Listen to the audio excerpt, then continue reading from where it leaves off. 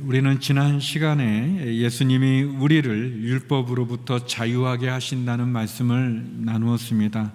예수님은 십자가의 죽으심으로 율법을 완성하셨습니다.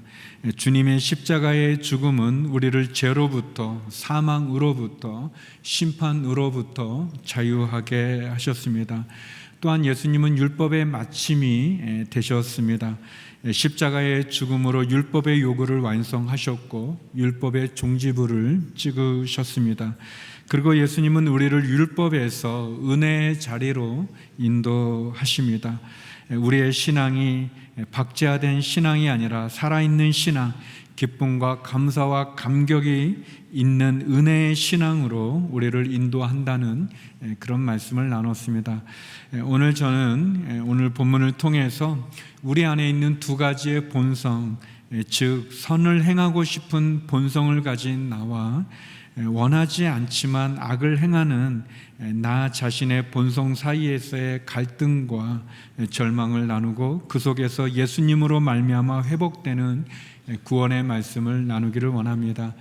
본문을 통해 우리는 세 가지의 모습을 만날 수 있습니다. 먼저 첫 번째는 이해할 수 없는 우리의 모습입니다. 이해할 수 없는 나를 보게 됩니다. 우리 15절에서 17절의 말씀을 같이 한번 읽겠습니다. 시작.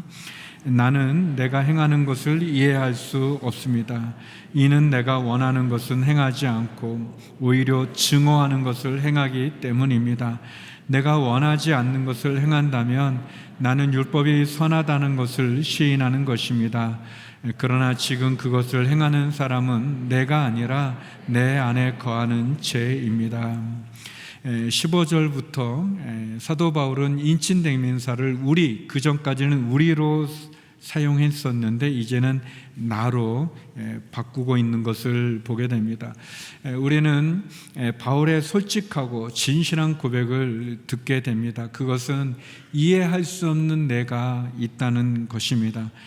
성경학자들 사이에는 여기에 나오는 나는 예수님을 믿고 거듭나기 전에 그런 나라고 보는 학자도 있고 예수님을 믿고 거듭났지만 여전히 죄 가운데 거하고 있는 그런 고민하는 나로 보는 그런 학자들도 있습니다. 어거스틴은 이 구절을 가지고 이것은 중생한 그리스도인들의 내면의 투쟁의 장이다라고 설명하기도 했습니다. 우리는 예수님을 믿기 전에도 죄악과의 갈등의 관계에 있지만 예수님을 통해서 믿음을 가진 이후에도 역시 죄와 전쟁을 치르고 있는 우리 자신을 보게 됩니다. 사람에게는 두 가지의 본성이 있는 것 같습니다. 하나는 누구든지 선을 행하고 싶은 그런 본능이죠. 그래서 우리가 불쌍한 사람을 보면 도와주고 싶고 또 병든 사람은 낫게 해주고 싶은 그런 선한 본능이 우리 안에 있습니다. 그러나 또 한편 우리는 다른 본성이 있는데 그것은 악을 저지르는 그런 본능입니다.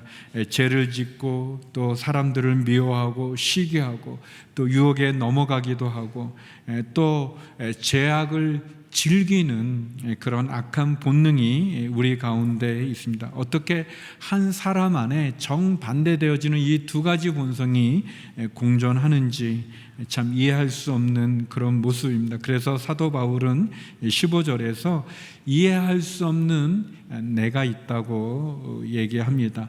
원하는 것은 행하지 않고 오히려 증오하는 것을 행하고 있는 그런 모습이죠. 우리 안에 이 두 가지 본성은 서로를 대적하고 서로 싸우게 됩니다. 서로 갈등하게 됩니다. 사실 죄를 짓고 있는 나를 본다면 그것은 죄를 지적하는 율법의 문제가 아니라 바로 내가 문제라는 것을 우리가 고백하게 되죠. 바울은 그 죄를 짓고 있는 것이 내 안에 있는 죄다라고 얘기합니다. 하나님이 왜 우리에게 율법을 주셨습니까? 그것은 율법을 통해 우리의 죄를 깨달으라고 깨닫게 하기 위해서 주셨지만 그러나 그 율법 자체가 선하지만 그러나 우리 안에 있는 죄악된 본성은 육신에 속해서 결국 우리의 힘으로는 우리가 선할 수 없다는 것을 우리가 고백하게 됩니다. 그런 죄를 짓고 있는 우리들에게 율법은 사망 선고를 내립니다. 물론 믿지 않는 사람들도 죄를 짓고 또 믿음을 가진 우리도 죄를 짓습니다. 그러나 믿지 않는 사람들은 그 죄에 대해서 양심이 지적을 하고 양심이 깨닫게 해주지만, 그러나 그 양심이 묻어질 수 있고 그 양심이 무감각해질 수 있어서 믿지 않는 사람들은 죄를 지면서도 그걸 죄에 대해서 무감각하고 또 합리화시킬 수 있습니다. 그러나 믿음을 가진 우리들은 그럴 수 없습니다. 왜냐하면 우리 속에 있는 성령은 절대 죄를 합리화시키거나, 우리 안에 계신 성령님은 죄에 대해서 무감각할 수 없으시기 때문에 그렇습니다. 우리가 종종 양심이 마비된 사람을 보기는 하지만 성령님은 마비될 수 없기 때문에 믿음을 가진 사람이 죄를 짓 때 그 죄를 토할 때까지, 포기할 때까지, 그 죄를 끊을 때까지 성령님은 끊임없이 우리 안에서 탄식하며 신음하며 우리로 갈등하게 하시는 거죠. 그래서 우리는 이 갈등을 거룩한 갈등이라고도 말합니다. 우리가 종종 나도 내가 왜 이러는지 모른다는 말을 하는 것처럼, 사실 우리 안에 우리 자아가 너무 많이 있어서, 내 안에 내가 너무 많아서 그것이 문제입니다. 우리가 종종 다른 사람을 탓하지만 다른 사람이 문제가 아니라 내가 문제입니다. 다른 사람을 원망하지만 남을 원망할 것이 아닙니다. 내가 원인이고 내가 문제인 거죠. 내가 해결되면 되는 것입니다. 그러나 그러지 못하고 있는, 원하는 선은 행하지 않고 원치 않은 증오하는 죄를, 악을 행하고 있는, 이해할 수 없는 그런 우리 모습을 보게 됩니다. 계속해서 두 번째, 우리는 절망하는 우리의 모습을 봅니다. 절망하는 나를 볼 수 있습니다. 우리 18절에서 20절 말씀 같이 한번 읽어보겠습니다. 시작. 나는 내 안 곧 내 육신 속에 선한 것이 거하지 않은 줄을 압니다. 원함은 내게 있으나 선을 행하는 것은 없습니다. 내가 원하는 선은 행하지 않고 오히려 원하지 않는 악을 행합니다. 만일 내가 원하지 않는 것을 행한다면 그것을 행하는 사람은 내가 아니라 내 안에 거하는 죄입니다. 바울은 계속해서 내 안에 모순이 있다고 얘기합니다. 원하는 나와 행하는 나가 갈등을 일으키는, 서로 반대되어지는 그 모순이 내 안에 존재하는 그런 절망할 수밖에 없는 그런 자아를 이야기하고 있습니다. 내 안에 이 두 가지가 서로 대치해 있습니다. 우리의 내면을 보게 되면 우리 안에는 거룩하고 순결하고 착한 마음도 있지만 더럽고 수치스럽고 불편한 마음도 있습니다. 다른 사람들은 모르지만 나 자신은 내가 얼마나 이중적인 사람인지, 이중적인 인격을 소유하고 있는지를 압니다. 겉은 깨끗하고 순결한 것 같지만 우리 안에는 부정하고 불결하고 더러운 것이 가득 차 있습니다. 겉으로는 거룩하게 보일지 몰라도 가장 위선적인 그런 모습을 하고 있는 우리 자신을 우리는 알게 됩니다. 우리는 그렇게 거룩한 존재들이 아닌 거죠. 우리 안에는 끊임없는 죄의 야망이 용암 끓듯이 부글부글 끓고 있습니다. 교양이나 도덕이나 절제로 우리가 포장하지만, 그러나 우리 속에는 욕망과 탐욕과 질투의 마음이, 그 음란과 가식이 가득 차 있는 것을 보게 됩니다. 그래서 우리는 갈등하게 되고 그리고 절망하게 됩니다. 어떤 목사님은 이런 우리의 모습을 성령 충만이 아니라 갈등 충만이라고 그렇게 표현하기도 합니다. 왜냐하면 우리가 예수님을 믿기 전에는 갈등하지 않았지만, 그냥 지나칠 수 있었지만 예수님을 믿고 난 이후에는 성령님이 내 안에 계셔서 죄악에 대해서 끊임없이 갈등하게 하시기 때문에 그렇습니다. 예수님 믿기 전에 그냥 내 마음대로, 내 생각대로 그냥 남들보다 조금 윤리적으로 도덕적으로 선함도 그래도 칭찬받으며 살아갈 수가 있었는데, 예수님을 믿고 나서는 내 안에 성령님이 계신 그분은 우리의 죄를 용납하지 않으시기 때문에 우리는 갈등할 수밖에 없는 거죠. 내 맘대로 살아가는 것을 용인하지 않습니다. 양심은 무뎌질 수 있고 사라질 수 있을지 몰라도 성령님 사라지지 않기 때문에 그렇습니다. 끊임없이 우리 안에 갈등을 일으키고 결국 우리가 절망하게 되는 거죠. 사도 바울은 갈라디아서에서 이런 우리의 모습을 이렇게 표현합니다. 갈라디아서 5장 17절 말씀입니다. 우리 같이 한번 읽겠습니다. 시작. 육체의 욕망은 성령을 거스리고 성령의 욕망은 육체를 거스립니다. 이 둘은 서로 상반되기 때문에 여러분이 원하는 것들을 할 수 없게 합니다. 우리가 성경에서 하나님의 사람이고 믿음의 사람이고 그리고 심지어 하나님의 마음에 합한다는 칭찬을 받았던 다윗 왕이 그 믿음의 사람 다윗이 어떻게 밧세바와 외도를 하고 심지어 그의 충성스러운 신하 우리아를 그렇게 술수와 속임수로 죽이는지 이해하지 못하지 않습니까? 그런데 그렇게 죄를 짓는 다윗의 모습이 우리의 모습 아니겠습니까? 이중적이고 교활하고 사람을 속이듯이 하나님을 속일 수 있다고 생각하면서 어리석은 죄를 저지르는 우리의 모습이 아니겠는지요. 그런 점에서 인간이 자신의 행위로 구원을 얻을 수 없는 것뿐 아니라 그 칭의가 불가능한 것처럼 우리가 성화되어져 가는 가정도 내 힘으로는 불가능하다는 것을 인정하게 됩니다. 내 힘으로, 내 노력으로, 내 인격으로 가능하다고 착각하고 있는 한 우리는 더 깊은 수렁에 빠지게 될 것입니다. 우리의 힘으로 우리가 선할 수 있다, 성화되어져 갈 수 있다라는 것 가능하지 않습니다. 그래서 바울은 하나의 법칙을 깨달았다고 고백합니다. 그것은 절망하는 나의 모습이면서도 또 탄식이죠. 절망의 탄식입니다. 성도의 탄식이죠. 거룩한 탄식입니다.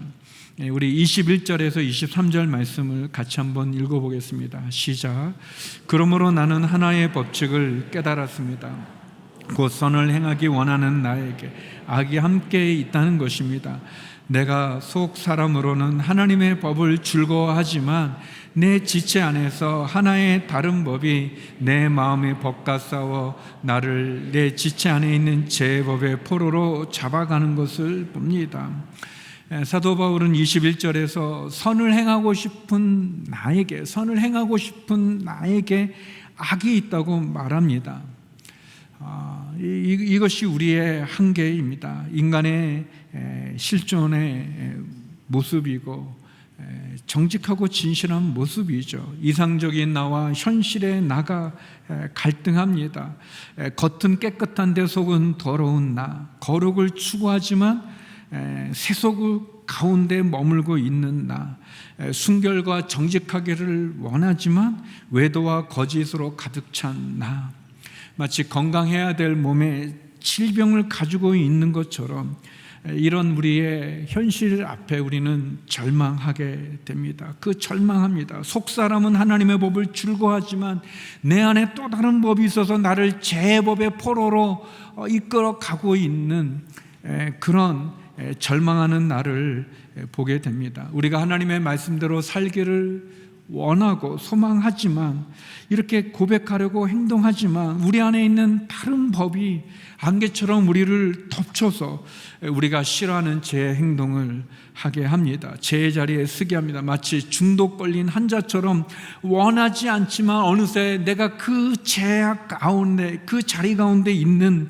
그런 모습을 우리가 보게 됩니다. 죄를 지을 것인가 짓지 않을 것인가, 선을 행할 것인가 악을 행할 것인가, 사람을 의식할 것인가 하나님을 의식할 것인가, 끊임없이 우리는 갈등하고, 그런데 그 속에서 우리가 하나님을 택하지 못하는, 선을 행하지 못하는 죄악 가운데 거할 수밖에 없는 그런 우리의 모습을 우리가 보게 됩니다.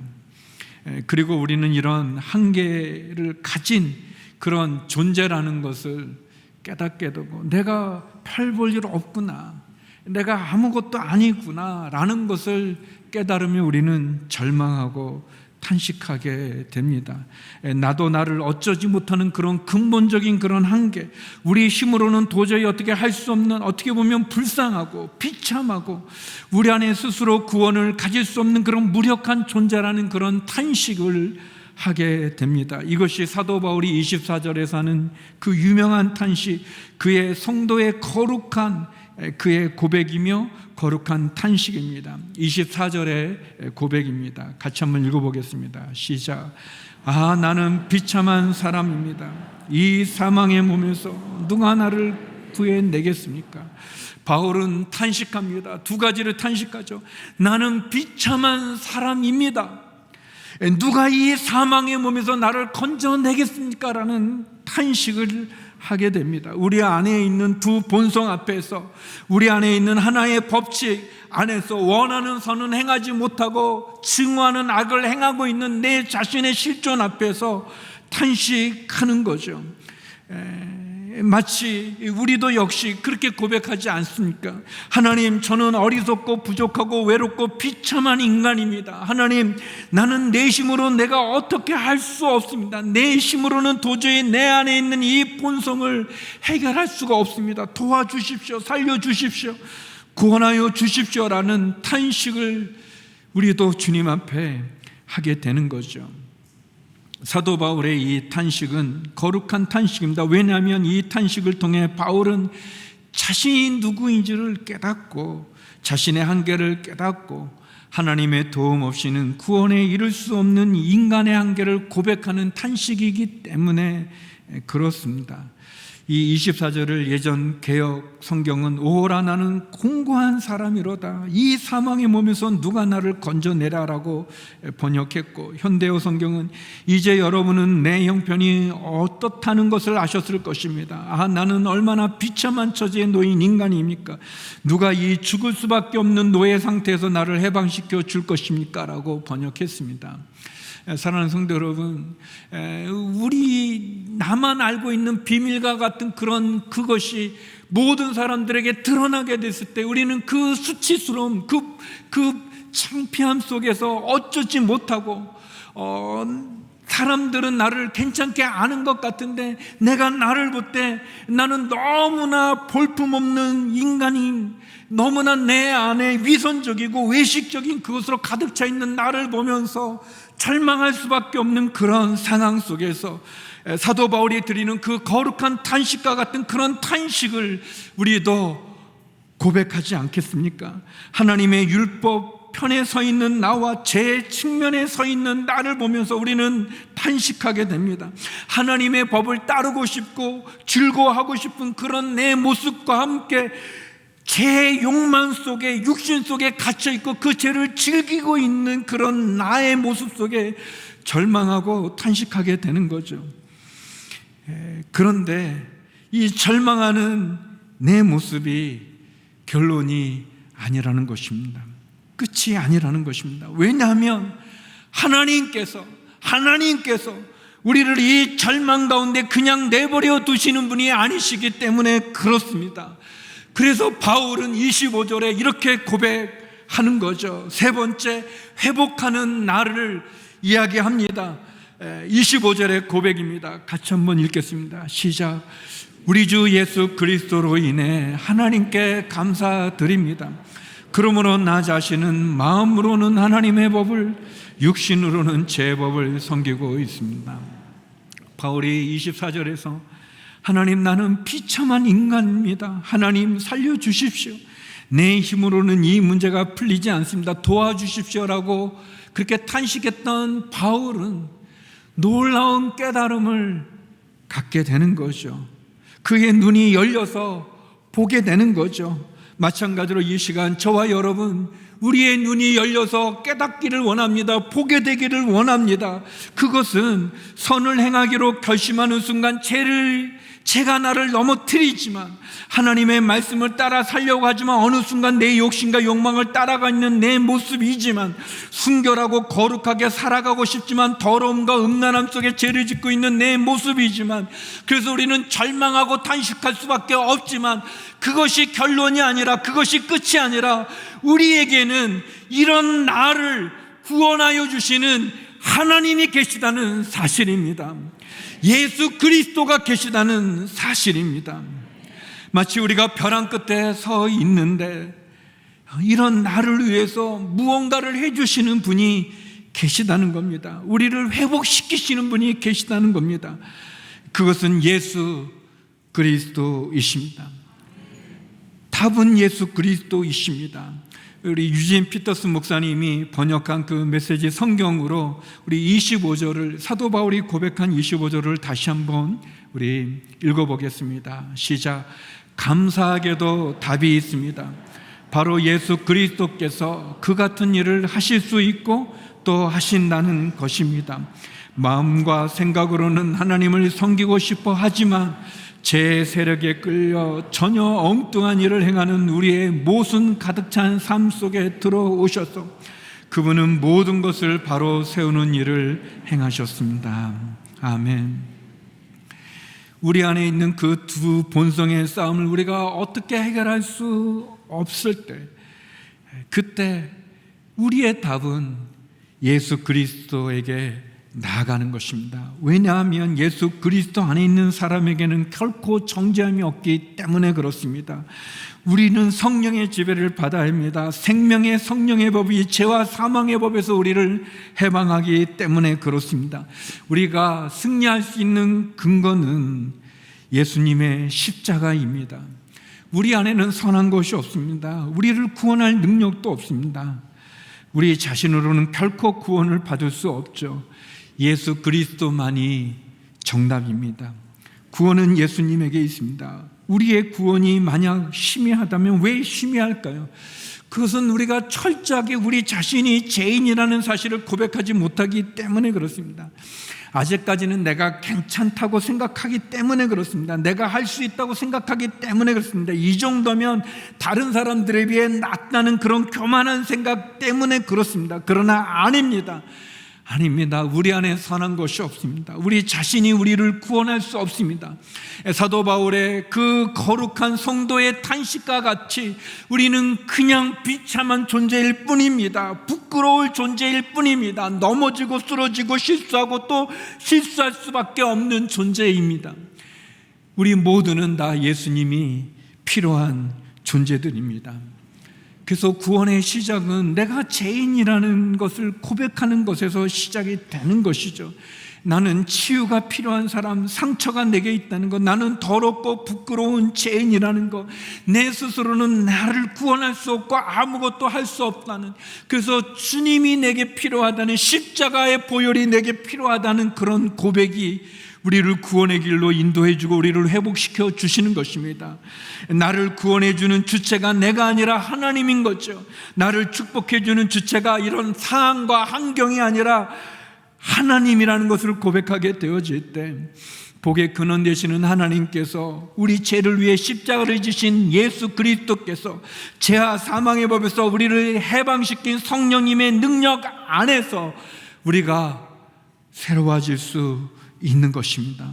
거기에 회복하는 내가 있는 것입니다. 성도의 거룩한 탄식을 넘어 우리를 구원하여 주시는 예수 그리스도로 말미암아 회복할 수 있는 저와 여러분이 존재하는 것이죠.